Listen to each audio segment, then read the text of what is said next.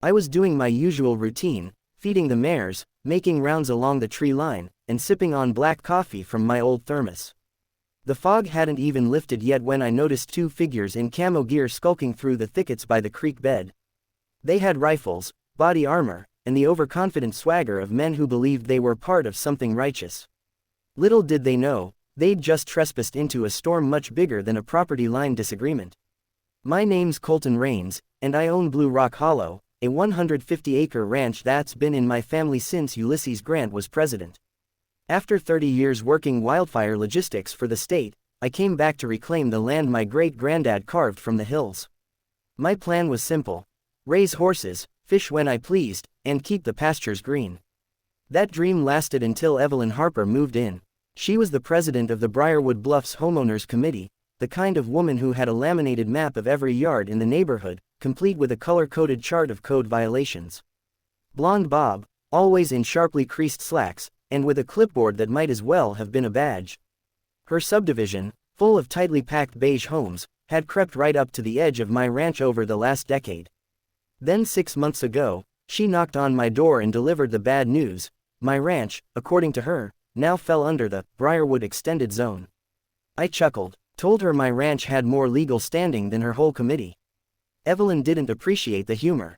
Her polite smile twitched into a smirk as she walked off, clearly plotting. Since that encounter, things escalated like a soap opera with a legal budget. First, it was petty nonsense: a letter claiming my weather vane was a visual obstruction, a complaint about my wind chimes violating the sound tranquility clause, even a warning about my barn's unapproved shade of brown. I tossed every notice in the fire pit. Then things took a darker turn. She started sending hired security contractors to photograph my property line, claiming she was compiling evidence of blatant non-compliance. I recognized one of the guys, used to work repos in town. They stayed at a distance, until the day she declared that the old stone cabin deep in my woods was an unauthorized structure. Evelyn claimed it was being used as an illegal Airbnb. She'd seen cars arrive late at night and assumed the worst. She wasn't entirely wrong about the traffic, but her assumptions were laughably off. The truth: that cabin had been under a silent use agreement with the U.S. government since 1997. It came with the land. I'd always received quarterly checks labeled simply, Federal Lease Program, Land Resource Division. But Evelyn didn't ask questions, she made accusations. She held a late-night committee vote, waving around grainy stills from wildlife cameras she'd illegally strapped to trees along my boundary. Then she went further. She hired two so-called private investigators to inspect the site.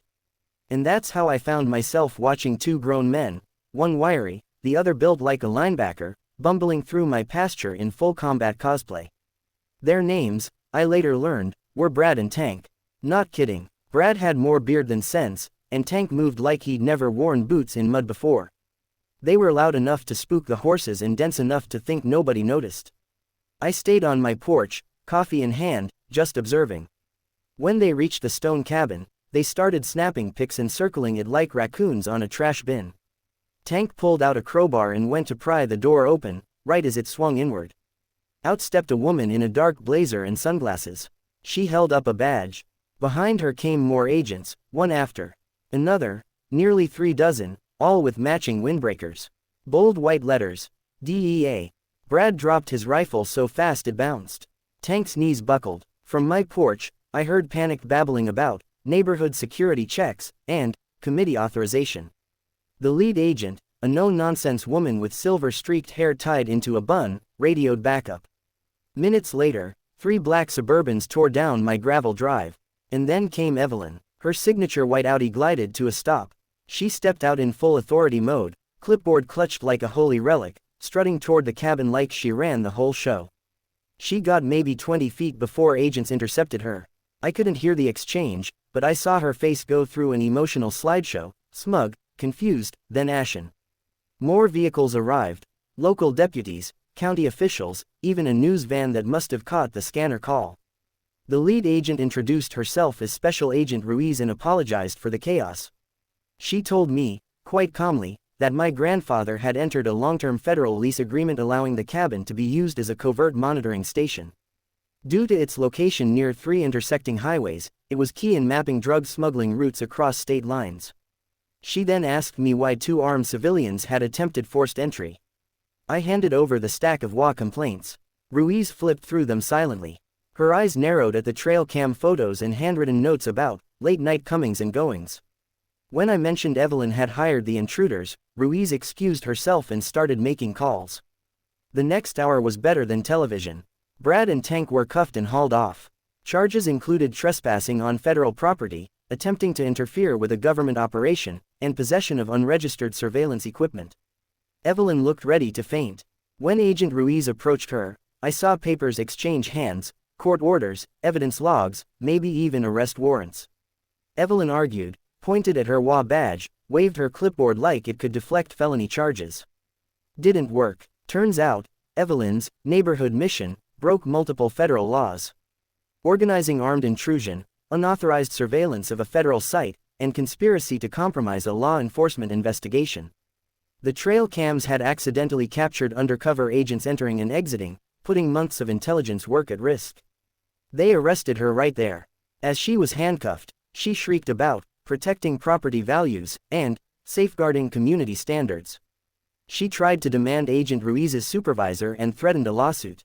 The agent reading her Miranda rights had to pause 3 times because Evelyn wouldn't shut up. It didn't end there. By sundown, the story had hit every news station in the state. WA president arrested in federal sting, the headlines read. The Briarwood Bluffs WA scrambled to distance themselves, calling an emergency session that night. Evelyn was removed from her position unanimously. Her real estate license was suspended pending federal review. Brad and Tank sang like canaries. They turned over message logs where Evelyn had encouraged them to document illegal activity by any means necessary, and promised them bonuses if they could prove violations. Screenshots of those texts became key evidence in the federal indictment. 3 weeks later, I sat in the courtroom during Evelyn's sentencing. She had pleaded guilty, smart move, given the mountain of evidence. Her attorney, who looked like he'd aged 10 years during the process, tried to argue for leniency.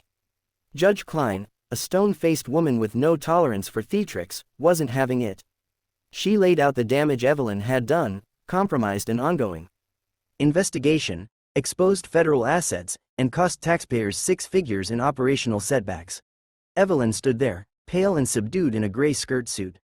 No clipboard, no smugness. When the judge announced her sentence, 18 months in federal custody, followed by 3 years of supervised release and a $50,000 fine, Evelyn nearly collapsed. Our eyes met for the briefest moment as she was led away. No words.